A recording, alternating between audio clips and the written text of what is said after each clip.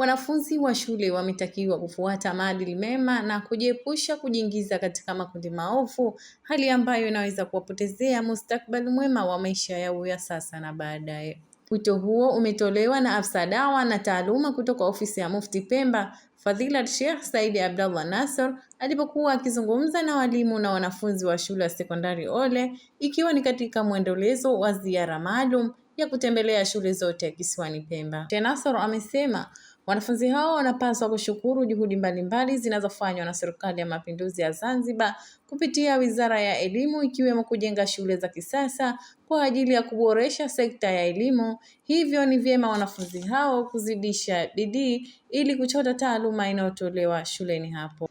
Musome kwa sababu tayari Mheshimiwa Rais sisi tunamsaidia, ameshachukua jitihada za kutuwekea mazingira sahihi. Musome kwa mustakbali wa Tanzania yetu.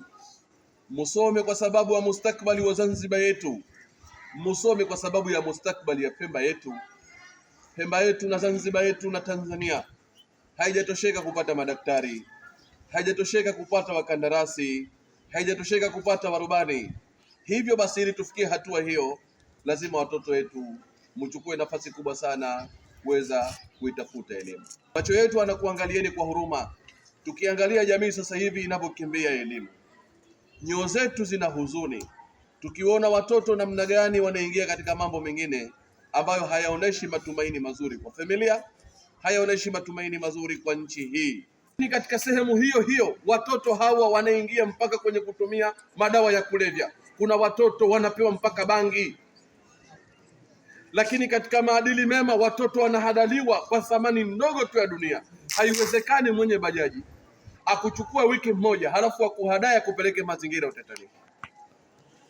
Utamuua baba, utamuua mama, lakini utaliua taifa, kwa sababu taifa linakusomesha ili lifaidike na wewe. Aidha, Sheikh Said amewataka wanafunzi hao kuacha kutumika na kujiunga katika makundi ambayo yanavunja amani katika kipindi chote cha uchaguzi kinachoelekea. Asiwashawishi mtu yoyote mkaingia kwenye fujo, mkaanza kusahau thamani ya nchi yetu, mapenzi ya nchi yetu, uzalendo wa nchi. Amani kwetu sisi ni tunu, amani kwetu sisi ni zawadi. Nataka nyote hapa muniambie, Mungu atustiri ndani ya nchi yetu. Yakitokezea machafuko, tutaenda wapi sisi? Kwa upande wake, Sabahi Rashid Abdallah ambaye ni mwalimu wa taaluma wa skuli ya Ole amewataka wanafunzi hao kuacha tamaa na kushawishika katika mambo madogo madogo ambayo yanapelekea kuzima ndoto zao.